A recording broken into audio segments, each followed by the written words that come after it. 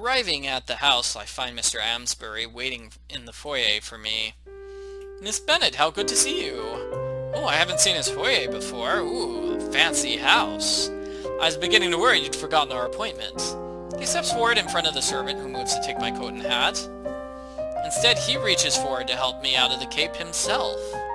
I do my best to ignore his close proximity, though it is growing more difficult each day that I'm with him. I would never forget such a thing, Mr. Amesbury. I turn only to find he has not moved away, our bodies close to touching. I am glad to hear such. I barely hear his response, instead captured by his intense gaze. Footsteps sound from beside us, and I stumble a step back from Mr. Amesbury. Mr. Montfort walks into the foyer from the drawing room, a polite, if somewhat forced, smile on his face when he sees me. Miss Bennet, how nice to see you here. Again. He gives a small bow, and I curtsy in return. Good day to you, Mr. Montfort. You're just in time, Pierce. Oh? He doesn't sound so enthused as Mr. Amesbury pulls him closer. I have a few chores to do. Would you mind escorting Miss Bennet about the rooms for a final check? I try not to let the disappointment show on my face, hoping to have had Mr. Amesbury's company for the entire time, as usual. Mr. Montfort isn't so successful at schooling his downturned expression. If that's what you wish. Why does Mr. Amesbury want his friend to lead me through the mansion, the manor, the fabulous place of residence? I want to go with you, Mr. Amesbury. Excellent. Mr. Amesbury takes a step closer to me, taking one of my hands in his. I shan't be too long, and then you shall have all of me, Miss Bennet. Of course I understand. Oh, he realizes that I'm sad to not be with him. I didn't even have to say it. He already knew that's how I felt. He's just so in tune with my feelings. It's so wonderful and amazing. He steps back, moving my hand from his to Mr. Montfort's, who reluctantly wraps his fingers around mine. I'm hoping you'll find everything just the way you'd hoped. He gives a half bow before emerging from the room with a servant in tow. Shall we continue on, Miss Bennet? Yes, thank you. He leads me away from the foyer, but I can't help but glance to where Mr. Amesbury had gone. A couple of hours later, as evening's drawing in and it's nearly time for me to leave and prepare myself for the evening's gathering, Mr. Amesbury returns. My apologies for being so long, Miss Bennet. None needed, Mr. Amesbury. I understand last-minute preparations are needed. I thought Pierce would be keeping you company. Mr. Montfort has only just left to ready himself for tonight. Arabella will soon be here to escort me home also. Then I shall make the most of the time we have together.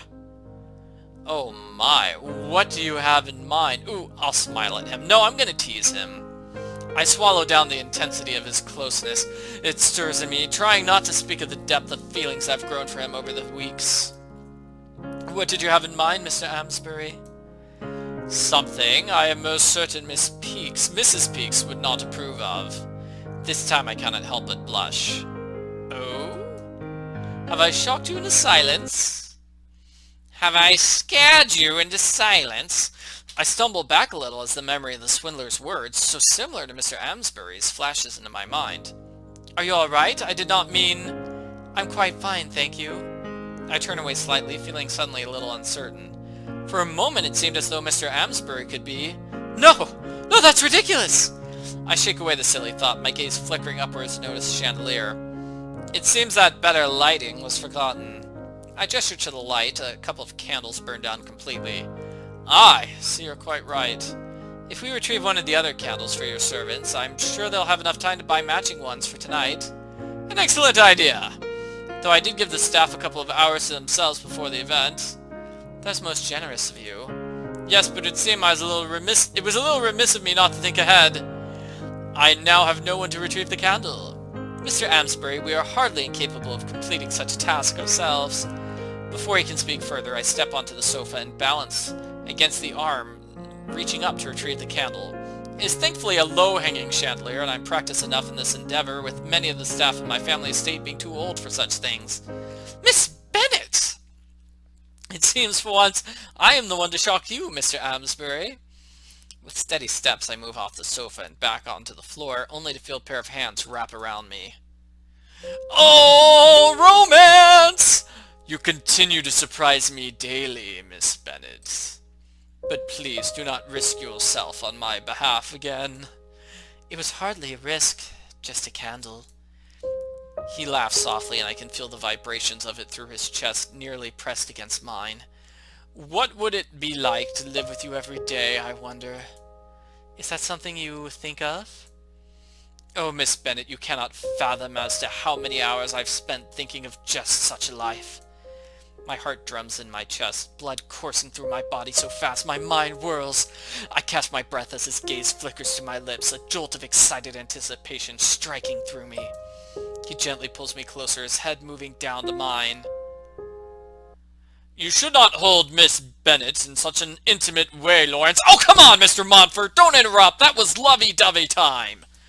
Especially with no chaperone in the room. Mr. Amesbury's grasp loosens, and I take an uneasy step back, my mind still spinning from our heated moment. A frown settles on Mr. Montfort's brow, but he turns away, seemingly to hide it.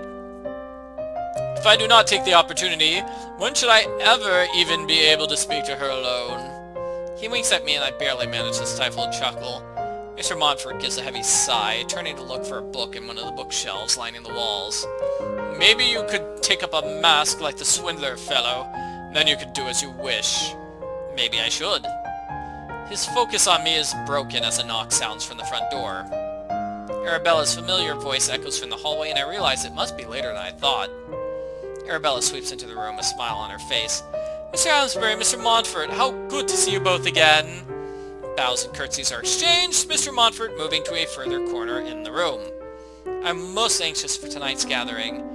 Well, I do believe it will be quite something.